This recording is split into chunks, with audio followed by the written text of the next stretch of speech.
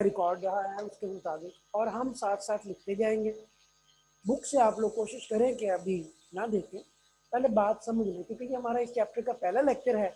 तो ज़्यादा ज़रूरी ये नहीं होता कि आप देखें कि बुक से सर कहाँ पढ़ा रहे हैं, पहले लेक्चर में खास तौर पे। वजह क्या है कि आपको पूरे लेक्चर का, पूरे चैप्टर का थोड़ा सा आउटलुक देनी है उसकी कि ये किस तरह का होगा। दूसरा, इसमें हम डिटेल पढ़ेंगे जो इसका इंट्रोडक्शन है, यानी हम असल में आपको बताएंगे कि इंट्रोडक्शन ऑफ एनिमल, एनिमल को आप किस तरह से पढ़ते हैं, एनिमल की खूबियां कौन सी हैं, और एनिमल किंगडम को किंगडम का दर्जा क्यों दिया गया है। ये इंट्रोडक्शन के हवाले से जब आप देखेंगे तो 5 किंगडम में ये 5th किंगडम है। प्लांट और एनिमल, उनमें फर्क की बुनियाद पर ये किंगडम बनाई गई थी। और कैसे कि ये इंजेस्टेड हेट्रोट्रॉफ है, ऑटोट्रॉफ नहीं है, अपनी खुराक खुद नहीं बनाते, ये निगलते हैं।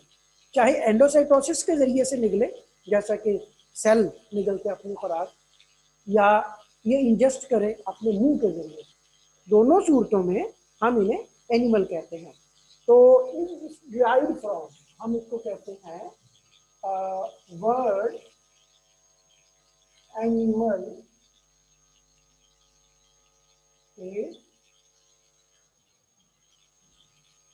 डिराइव्ड फ्रॉम, ये मैं इसलिए लिख रहा हूँ, मालूम का क्वेश्चन है। वर्ड, हम उसे क्या कहते हैं, एनीमा, एनीमा। एनीमा क्या है, ब्रीड, इसका मतलब आम जुबान, या इसको कहते हैं सोल। ये सिर्फ डेरिवेशन के लिए है कि एनीमा सोल, और जो इसमें सवाल आता है वो है लैटिन वर्ड है, ग्रीक वर्ड नहीं है, उससे ये ओरिजिनेट हुआ। अच्छा, सवाल अब आप लिखेंगे पहला शॉर्ट क्वेश्चन के हवाले से, डिफाइन एनिमल, या आपको सवाल आएगा व्हाट आर द एनिमल। साथ साथ नोट करते जाए, अपने नोटबुक्स खोल के रखें आज के दिन में। हम इन्हें क्या कहते हैं, हम इन्हें कहते हैं यूकेरियोटिक, ये शब्द है, मल्टी सेलुलर, ये भी शब्द है, डिप्लॉयड, ये भी शब्द। ये 3 कैरेक्टरिस्टिक्स अगर इनमें हैं तो आप देखेंगे एक और कैरेक्टरिस्टिक, इंजेस्टेड, तो ये निगलने वाले हैं, हेट्रोट्रॉफ। अच्छा, जब आप ये सारा कुछ लिख लें तो आप कहते हैं, इनको एक दफा फिर देख लें, ये अगर चेंज ना हो, मल्टी सेलुलर की जगह यूनिसेलुलर आ जाए, बाकी सारी चीजें वही हों, अटेंटिव होके बैठे और बुक की तरफ आज आपने स्टार्ट में तवज्जो नहीं रखनी, सुनना है और साथ नोट करना है जो आपके पास हैंड बुक्स है, ये जो नोट बुक्स है। याद रखें, सारे के सारे एनिमल यूकेरियोट है, और जब आप उनको टू एनिमल कहते हैं तो हम ये मान लेते हैं कि वो multi cellular, eukaryotic, multi cellular, और डिप्लॉयड होना भी इनकी शर्त है।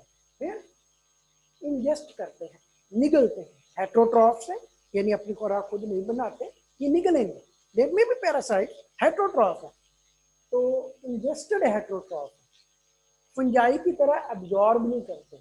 याद रखिए, एनिमल वो हैं जो खुराक को हजम करते हैं अपनी बॉडी के अंदर, फंजाई खुराक को हजम करती है अपनी बॉडी से बाहर।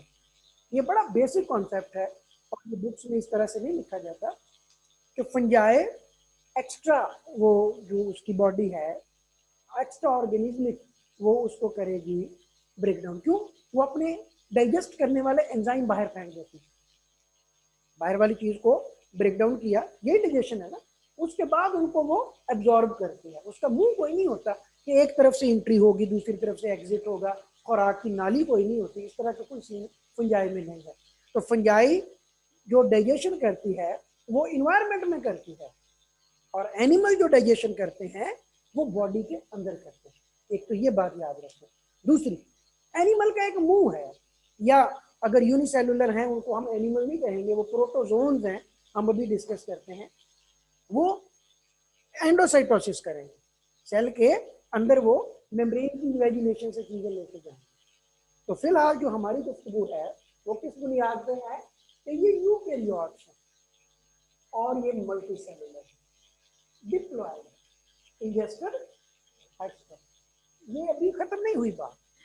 फिर हम कहते हैं कि डिवेल्प्ड फ्रॉम, ये असल में आपको याद रखना है, डिवेल्प्ड फ्रॉम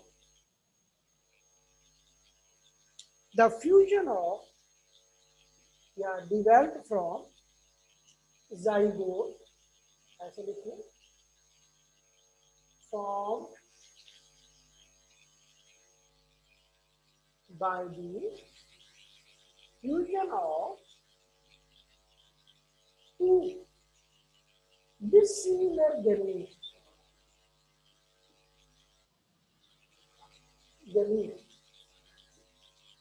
अब ये डिसिमिलर से क्या मुराद है, ये बंद करना पड़ेगा। टू डिसिमिलर से मुराद ये है, again, one large non motile egg and second smaller motile sperm। इनकी फ्यूजन, ये है एनिमल का तारुफ। हर तरह के एनिमल इस एक इंट्रोडक्शन पर पूरे उतरते हैं जो हम पढ़ने वाले हैं।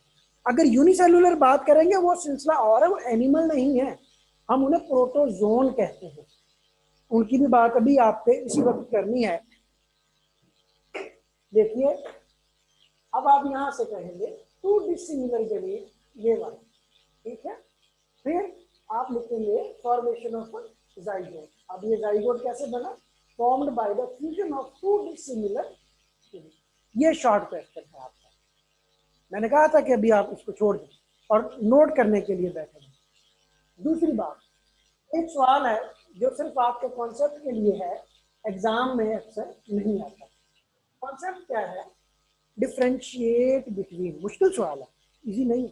Differentiate between Parazoa and protozoa, book में मौजूद है, मगर एक 7वें चैप्टर में है जिसको आप वो प्रोटोप्टिस्टा से कहते हैं, और एक इस 10वें चैप्टर, मगर दोनों को आपने यहीं पर समझ लेना है ताकि आपको ये कॉन्सेप्ट पता चल जाए, क्योंकि बच्चों को नहीं पता। हम इसको लिखते हैं differentiate between Parazoa and protozoa, या प्रोटोजोआ एंड पैराजोआ। ये नोट कर लीजिएगा, प्रोटोजोआ एंड पैराजोआ। प्लीज, अब प्रोटोजोआ क्या बला है, जब आप इसका आंसर लिखेंगे आप क्या कहेंगे, आप लिखेंगे यूकेरियोटिक यूनिसेलुलर इंजेस्टेड हेटेरोट्रॉफिक। बाकी सारी बातें वही है, और ये डिप्लॉयड होते हैं, हैप्लॉयड कम होते हैं, मगर यूकेरियोटिक यूनिसेलुलर आर प्रोटोजोआ, और ये होते हैं एनिमल लाइक प्रोटिस्ट। जब आप कहते हैं ना यूकेरियोटिक यूनिसेलुलर, हम इनको क्या लिखते हैं, ये बात भी आप साथ में लिखेंगे, तो ये एनिमल लाइक प्रोटिस्ट। अब आप 7वां चैप्टर याद करें, ये 5 किस्म के हैं, मैं सिर्फ दोहरा दूंगा, लिखूंगा नहीं। क्या, अमोएब्स, सीलिएट्स, जूओफ्लैजिलेट्स, और फिर एक्टाइनो कॉम्प्लेक्स और एक्टाइनोपॉड्स और फोरामिनिफेरम एपी कॉम्प्लेक्स। 5 किस्में हैं, 7वां चैप्टर है, और उन सभी को कलेक्टिवली क्या कहते हैं, प्रोटोजोन। अब अगर प्रोटोजोन डाइवर्सिटी के बारे में आपको सवाल आता है, डिफाइन प्रोटोजोन डाइवर्सिटी, आप कहेंगे कि protozoans are further divided into 5 groups, 1 amoeba, 2 zooflagellates, 3 ciliates, 4 actinopod और actinopod है ना foraminifera, 5 एपिकॉम्प्लेक्स। अब आपको कहा जाए कि जो जूओफ्लैगुलेट्स हैं उनके सब ग्रुप 3, रिवाइज करें ना जरा, क्योंकि यहाँ उनको रिवाइज करना जरूरी है, उसकी वजह भी है।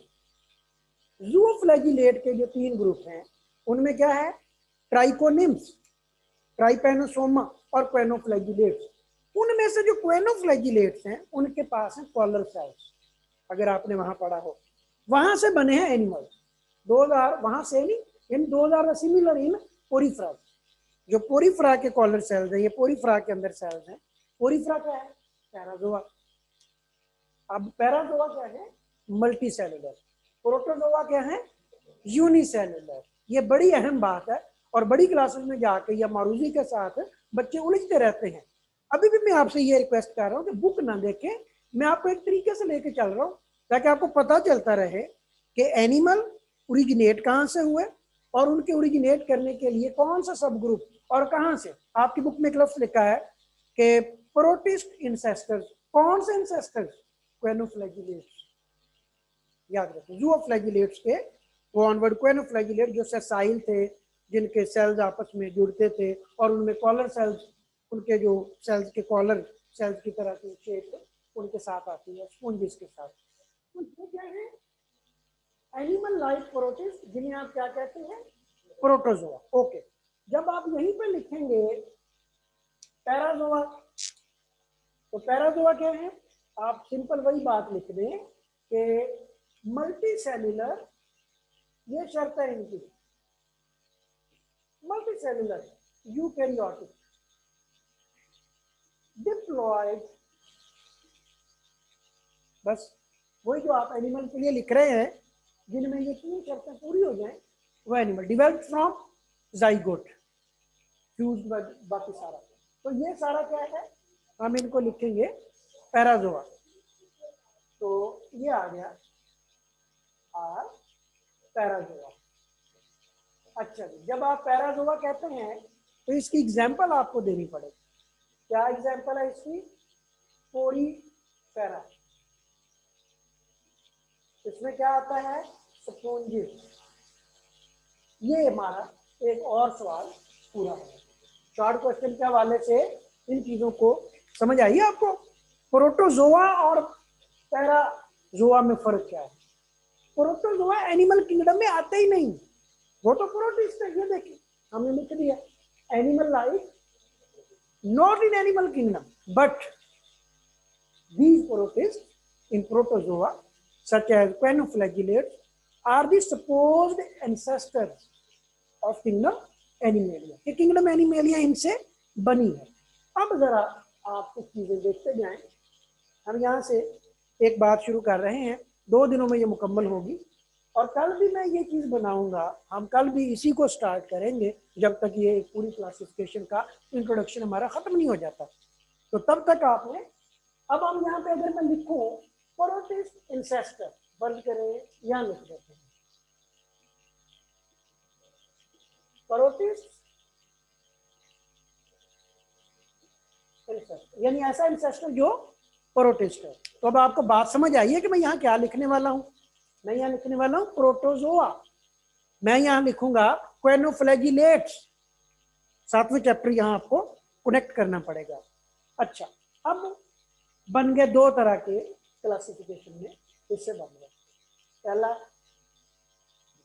पहले में हम कहते हैं यूमेटाजोआ। ये जब एनिमल बने तो हम उनको मेटाजोआ कहते हैं, यूमेटाजोआ को मेटाजोआ लिख लेते हैं। और इधर हम क्या लिखेंगे, पैराजोआ।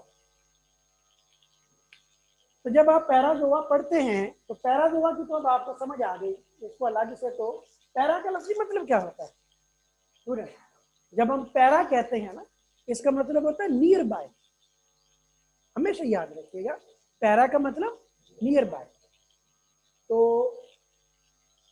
पैराजोआ, अब पैराजोआ के बारे में जो भी मैं बताऊंगा आपने यहीं पे याद रखना है, इसी को लिखना है, कुछ कैरेक्टरिस्टिक। हम पैराजोआ पूरा फाइल हम नहीं पढ़ रहे, मगर 2 नंबर के क्वेश्चंस के हवाले से इंट्रोडक्शन आप यहाँ नोट करेंगे अपने पास। तो पैराजोआ में क्या आया, फाइलम पोरीफेरा। लेकिन जब आपको पता चल गया फाइलम पोरीफेरा की बात हो रही है, अब आप याद रखें नो सिमेट्री, इसी के हवाले से आपने याद रखना कि इसकी कोई सिमेट्री नहीं है। सिमेट्री होती है दो तरह की, रेडियल और बाइलेटरल, इसकी कोई सिमेट्री नहीं है। हम इसको वैसे एसिमेट्रिक भी लिख देते हैं। क्या लिख देते हैं, ये इनकी शर्त है। फिर हम कहते हैं कि ये पोर बियरिंग है, पोर बियरिंग, पोर जहन लो, सिर्फ इतना तारुफ अभी आपने याद रखना। अगर सिमेट्री कोई नहीं है तो साथ हम ये लिखेंगे नो बॉडी ऑर्गेनाइजेशन। अभी आप में से कई बच्चों को इसकी समझ नहीं आई होगी कि मेरा इस बात से क्या मतलब है कि बॉडी ऑर्गेनाइजेशन नहीं, टिश्यू नहीं बनी, division of labour at system level, at organ level नहीं है। अगर टिश्यू नहीं बनी मगर सेल्स इकट्ठे, ये कॉलोनियल भी नहीं है, मल्टी सेलुलर है। तो मल्टी सेलुलर, यूनिसेलुलर से मल्टी सेलुलर होने के लिए, ये आपकी बुक से थोड़ा सा बाहर की बात है, इसमें से कुछ मैं लिखूंगा नहीं। आपका सवाल बनता था कि सेल्स को क्या हुआ कि वो यूनिसेलुलर से मल्टी सेलुलर होना शुरू हो गया। उसमें दो चीजें इन्वॉल्व, अच्छी किताबों में लिखा हुआ है। एक, जब सेल्स ने एक दूसरे, यानी दो सेल पड़े, इन्होंने अपने दरमियान कनेक्शन पैदा कर लिया, जंक्शंस बन गए। When the cells develop junction in between them and they can be able to adhere with each other, एक दूसरे के साथ जुड़ने के काबिल हो गया। क्यों, उनके रास्ते थे। हमारे दो कमरों में रास्ता अगर मौजूद है तो दो कमरों में वास्ता भी मौजूद है, वो एक दूसरे के साथ कम्युनिकेट कर सकते हैं। तो पहले सेल्स के दरमियान कनेक्शन बने, फिर उनके दरमियान कम्युनिकेशन हुई, और उसके बाद 100, 200, 400, 1000, मिलियंस ऑफ मल्टी सेलुलर इकट्ठे हो गए, एक मशीनरी के तौर पे काम करने लग गए। ये बड़ा ही सादा सा तारुफ है एवोल्यूशनरी पॉइंट ऑफ व्यू से, हम वो डिटेल में नहीं जा रहे, हमारा टॉपिक नहीं है। मगर आप बच्चों के एक ना पूछे जाने वाले क्वेश्चन को हम ये कह के आंसर कर रहे हैं क्या, कि यूनिसेलुलर जब इकट्ठे होने शुरू हुए कॉलोनियल फॉर्म में, उनको एक दूसरे से राब्ता रखने के लिए अपनी मेम्ब्रेन के दरमियान कुछ चीजें शेयर करनी पड़ी, उनको हम कहते हैं जंक्शन, कि वो एक दूसरे से जुड़ के रहे। इनके दरमियान अगर वास्ते हैं, रास्ते मौजूद हैं, तो जुड़ के रहेंगे। इस जुड़ने के दौरान उनकी कम्युनिकेशन शुरू हो गई, और यूनिसेलुलर से मल्टी सेलुलर लाइफ का आगाज हुआ। और जैसे मल्टी सेलुलर लाइफ का आगाज हुआ तो फौरी तौर पर टिश्यू नहीं बनी, नो टिश्यू ऑर्गेनाइजेशन, सिर्फ फ्यूजन होती, जाइगोट बनता, और थोड़ी सी वो स्पेशलाइजेशन के चक्कर, सिमेट्री भी अभी तक कोई नहीं थी, तो हमने इसको क्या कह दिया, पैराजोआ। ये आपका 2 नंबर का सवाल पड़ा, राइट। अब हम देखते हैं यू मेटाजोआ और पैराजोआ में डिफरेंस क्या है। सिमेट्री थी, जब सिमेट्री बनी तो सिमेट्री के 2 पॉइंट थे, यहीं से आपने गौर से याद रखना। यहाँ कोई सिमेट्री नहीं है, और ये हैं भी बिल्कुल कोएनोफ्लैगुलेट की तरह। यहाँ सिमेट्री बनी, सिमेट्री किसे कहते हैं, जानदार की एक शेप वजूद में आ गई, चाहे वो गोल मटोल सी बॉल की तरह की थी या वो लंबूतरी और उसकी कोई डायमेंशन थी, अभी हम पढ़ लेंगे, और आपके अगेन 2 नंबर का क्वेश्चन हम इधर लिखते जाएंगे। तो सिमेट्री जब वजूद में आई, यहाँ पे आपने जानदारों को किस बुनियाद पे डिवाइड किया, कि सिमेट्री थी, सिमेट्री नहीं थी, यही थी ना। अब हम डिवाइड करेंगे तो अगर सिमेट्री थी तो वो कितनी किस्म की, ये बड़ी अहम बातें हैं, और इधर से आपने याद रखना है। यहाँ क्या हुआ, नो सिमेट्री, और यहाँ सिमेट्री मौजूद थी। तो यहाँ हम लिख लें फिर सिमेट्रिक, जब हमने कह दिया कि सिमेट्रिक है और किसी हद तक ये स्पेशलाइज्ड भी हो गए, तो सिमेट्री फिर इनकी 2 तरह की आई। हम इनको कहते हैं कि ये थोड़े से एडवांस हो गए। अब आप ये देखें जरा अगेन, पहली है रेडियल सिमेट्री। ये आपकी बुक में बिल्कुल इस तरह से नहीं बना, मगर सारी चीजें आपकी बुक वाली हैं।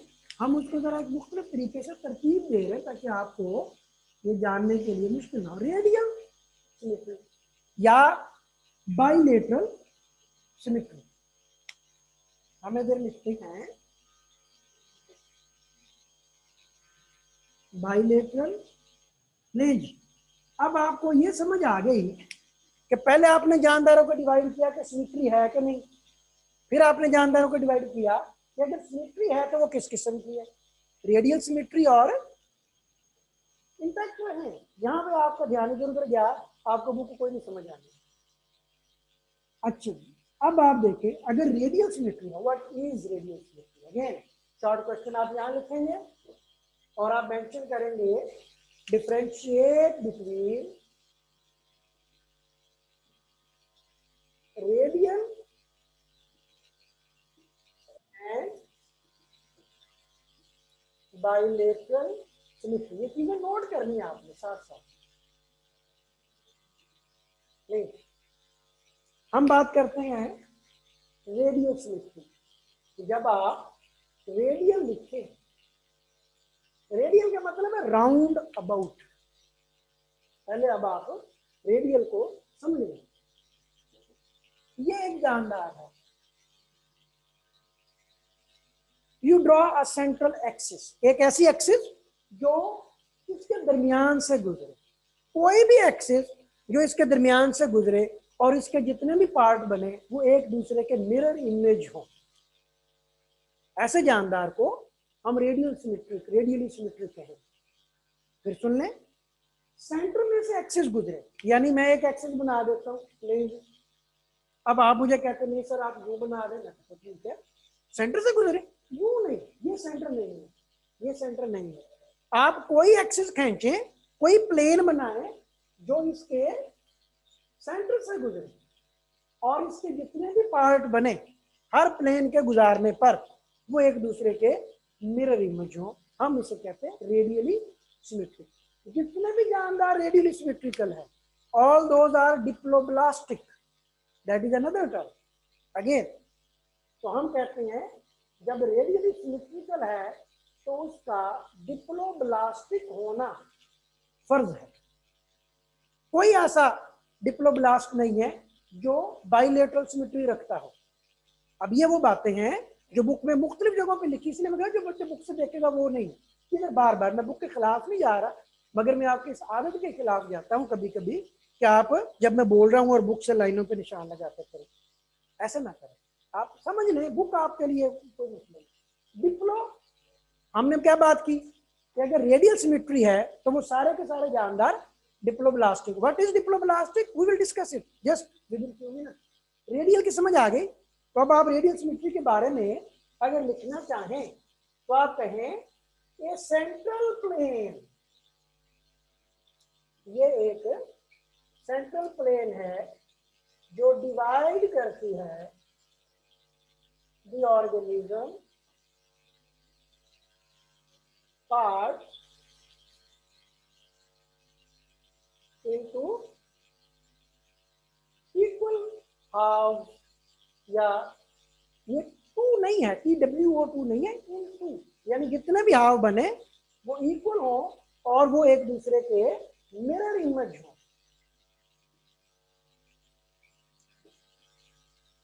सेंट्रल प्लेन जो डिवाइड करे, आप उसमें से जितने भी प्लेन बनाए वो जब आप बना सकते हैं ना। फिर सुन ले, एक सेंट्रल प्लेन है, सेंटर से गुजरती है एनी प्लेन, ये सेंट्रल प्लेन है, ये सेंट्रल प्लेन, ये सेंट्रल प्लेन यानी उस जानदार के सेंटर से गुजरे। इधर देखिए आसिफ क्या क्या, और उसके जितने भी पार्ट्स बने वो एक जैसे, उनमें तमाम ऑर्गन्स आ जाएंगे उसके, अगर ऑर्गन्स मौजूद। ये जो डिप्लोब्लास्टिक है ये लेस स्पेशलाइज्ड है, स्पेशलाइज है, इसकी निस्बत तो बहुत ज्यादा है, बट इसकी निस्बत ये लेस स्पेशलाइज्ड। इनका सैक लाइक डाइजेस्टिव सिस्टम होता है, ये सुलन ट्रेट्स। अब ये सारी बातें लिखें कि जब हम कहते हैं डिप्लोब्लास्टिक तो हम साथ क्या लिखेंगे? Less specialize. फिर हम साथ लिखेंगे सैक लाइक डाइजेस्टिव। जी बच्चों इसकी समझ आई? अब हम रेडियल सिमेट्री की अगर बात करें तो फाइलम कौन सा आएगा? फेलेंट्रेटा, ये सारे के सारे रेडियली सिमेट्रिक। अब आपको अगर कोई बंदा आके पूछे कि जी आप फेलेंट्रेटा की खूबियां बताएं, आप क्या कहेंगे? Coelenterates are radially symmetrical, diploblastic, less specialized digestive system and less specialized organ system and sac like digestive system, eumetazoans। देखो आप यूं चले, आपकी 6-7 खूबियां हो गई और यही शॉर्ट क्वेश्चन इसी तरह से आएगा एग्जाम में। तो हम क्या कहते हैं? सुलेंट्रेटा। ये जो सुलेंट्रेटा है, ये इनको दूसरा नाम क्या देते हैं? नाइडेरिया। इनके पास बाकी के हम फाइलम नहीं पढ़ रहे, मगर हम उस फाइलम का आपको तारुफ बता रहे हैं। आप ये मत समझिएगा कि सुलेंट्रेटा सर ने पढ़ा दिया, ऐसा नहीं है। इसका तारुफ है, हम इसको क्या कहते हैं? Cnidarians, Cnidaria. इनके पास स्टिंगिंग सेल्स होते हैं, डंग मारने वाले। मल्टी सेलुलर तो ये शर्त है। अब आपको अगर मैं कोई यूनिसेलुलर है, आप हंसने लग जाए ऑफिशियल, मतलब आपको पता हो कि ये क्योंकि शुरू ही हमने मल्टी सेलुलर से किया, ये भी मल्टी सेलुलर है। क्यों? यूनिसेलुलर को तो हमने यहाँ रख दिया, ये तो इनके एंसेस्टर थे जो यूनिसेलुलर थे, पेनोफ्लैजिलेट थे। अब ये सारे मल्टी सेलुलर की स्टोरी है। बात हमारे पास रह गई डिप्लोब्लास्टिक की, उसको हम अभी डिस्कस करते हैं। उससे पहले जरा बाइलेटरल सिमेट्री देखें। बाइलेटरल सिमेट्रिकल जो है, हम इनके लिए एक शर्त रखते हैं कि ऑल आर ट्रिप्लोब्लास्टिक। इधर ही लिखना, आपने उलझ जाएंगे। जिस तरह मैं बना रहा हूँ ये चीजें, आपने इसी तरह बनानी है। बाइलेटरल सिमेट्री के जितने भी जानदार हैं वो ट्रिप्लोब्लास्टिक है। अच्छा, फिर इनकी शर्त है कि highly specialised,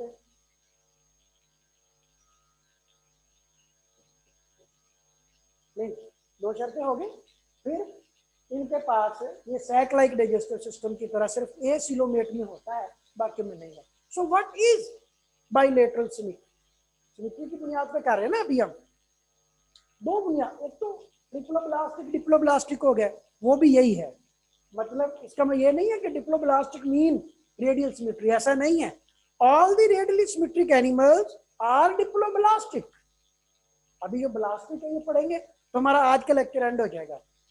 all the bilateral symmetrical animals are triplo. ये तो एक जिमनी बात है, ये शर्त है इनकी। अब आप देखें, जो बाइलेटरल सिमेट्रिकल हैं, look at this is an animal, से इसकी ये आईज हैं, ये इसकी कोई फिल्स हैं, राइट और लेफ्ट 2 साइडें इसकी होगी ना, से, और इसकी एक ऊपर और नीचे वाली साइड है। तो जब आप इसकी एक दरमियान में लाइन बनाएं, a single line can divide, single imaginary line can divide the animal into 2 equal half, 2 equal half. हर एक में, जैसे हम हैं, 2 हाथ, 2 कान, 2 आंखें, 2 इक्वल हाफ में डिवाइड हो। अगर हमको यूं डिवाइड करें तो हमारे इक्वल हाफ नहीं बनेंगे। जैसे यहाँ है ना, आप जैसे मर्जी डिवाइड करते जाए, तमाम ऑर्गन्स उसमें आ जाएंगे, रेडियली सिमेट्रिक है। यहाँ ऐसा नहीं है। यहाँ क्या है कि जब आप बाइलेटरल की बात करेंगे, बाई का मतलब 2, लेटरल का मतलब साइड्स। जब भी लेटरल का लफ्ज कहीं पे भी आए, this is now, this hand is on my lateral position, this hand is on my, these are 2 lateral. Lateral mean साइडों वाली, अतराफ वाली, उसे क्या कहते हैं? लेटरल। कभी इसको नहीं भूलना। बाइलेटरल मीन जिसकी 2 साइड्स हो। इजी है। तो जब आप बाइलेटरल लिखेंगे तो क्या कहेंगे? अ single line dividing animal into 2 sides. लिख दें, सिंगल लाइन। अब ये नहीं कि वहां सिंगल लाइन ढूंढते फिर आप, ऐसा नहीं है। सिंगल लाइन, हम इसको कहते हैं imaginary line, dividing animal into 2। तो हम इसको क्या लिखें? 2 साइडेड एनिमल।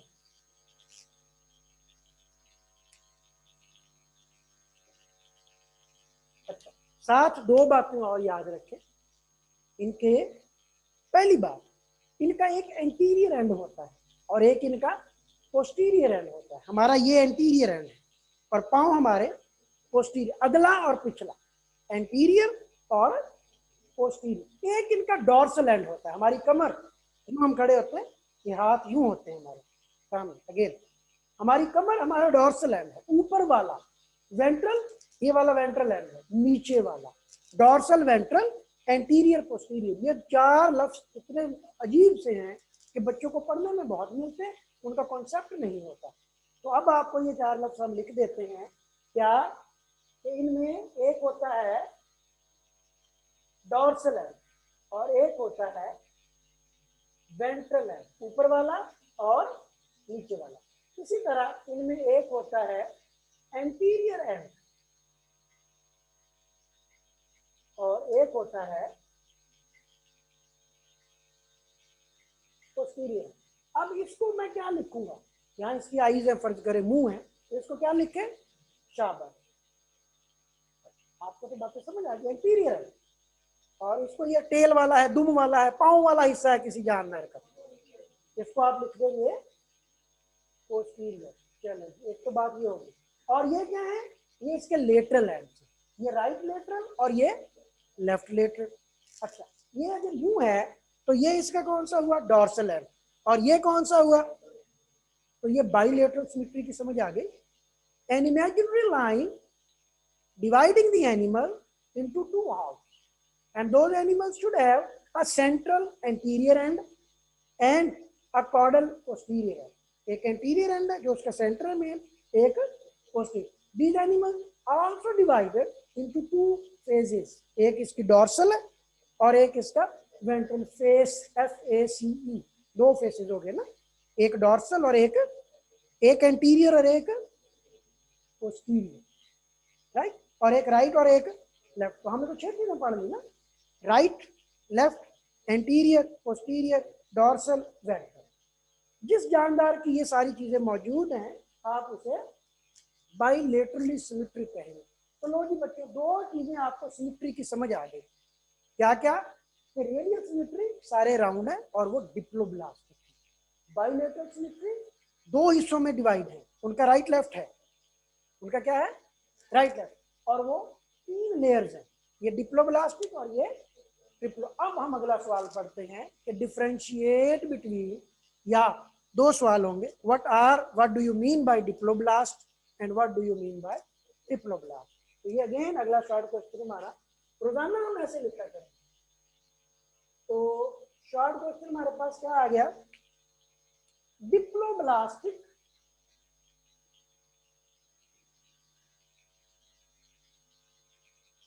एनिमल, या what do you mean by diploblastic layer. Diploblast क्या मुराद है, जब भी एक जानवर वजूद में आता है उसकी एम्ब्रियोनिक लेयर है, अगर तो एम्ब्रियोनिक लेयर बनी है सिर्फ 2 तो हम उसे कहेंगे डिप्लोब्लास्ट। अगर embryonic layer, embryonic mean through development, ये एक्टोडर्म एंडोडर्म ये वाली नहीं है, अगर ये एपिथेलियम वगैरह होती है, एपिथेलियम, अच्छा, अगर उसकी 2 से ज्यादा लेयर बनी, 3 लेयर है, तो हम उसको कहेंगे डिप्लोब्लास्ट। अभी भी आपको समझ नहीं आई। फर्ज करें हमारे पास ये एक जानदार है, ये जाइगोट, ठीक हो गया, डिप्लॉयड है।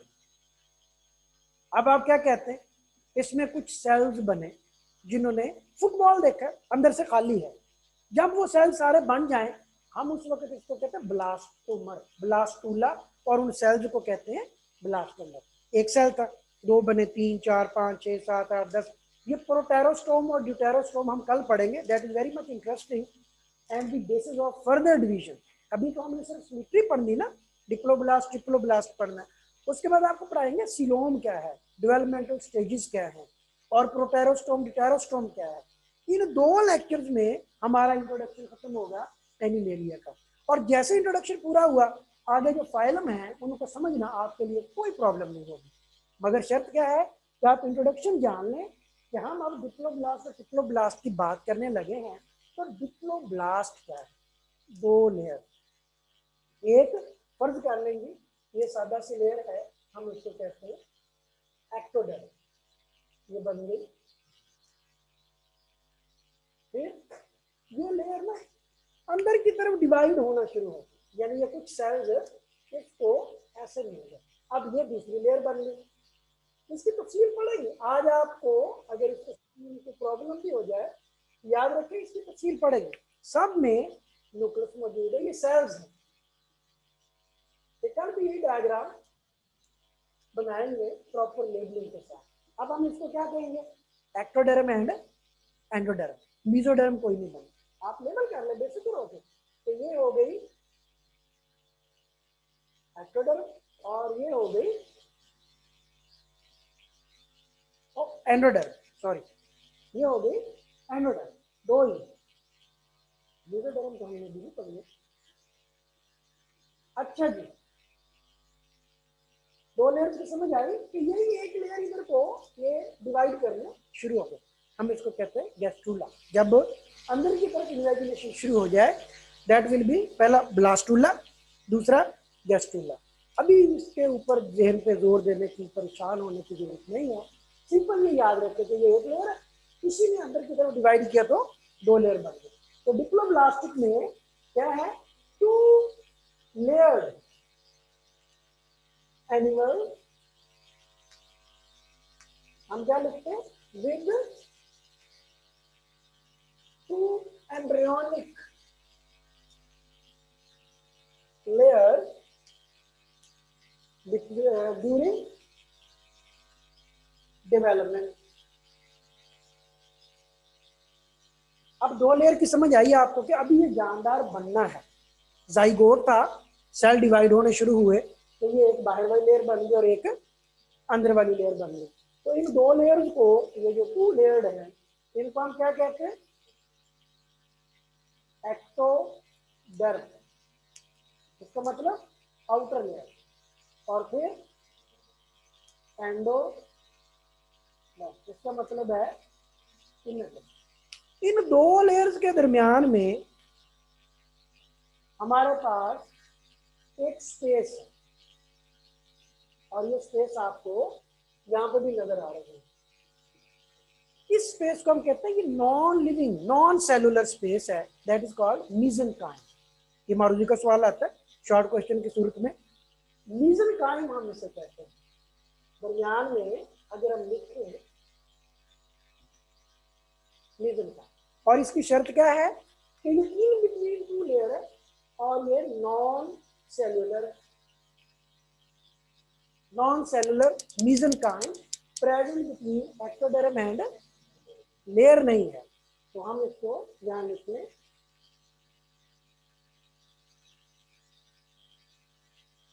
And that is non cellular. तो ये हो गया हमारे पास डिप्लोब्लास्ट, एम्ब्रियोनिक लेयर है, डिप्लोब्लास्टिक है, और ये सारे के सारे की सिमेट्री क्या है, रेडियल, और इनकी सिमेट्री क्या है, बाइलेटरल। तो डिप्लोब्लास्ट की तीन लेयर है, जहां पे जो मीसेंकाइम लिखा है ये होगी मीजोडर्म। और जब आप इसी तरह की स्ट्रक्चर में मीजोडर्म बनाएंगे तो वो यहाँ भी बन सकती है, ये मीजोडर्म, या वो इसकी आउट पाउचिंग से, ये कल पढ़ेंगे, आज का ये काम नहीं है।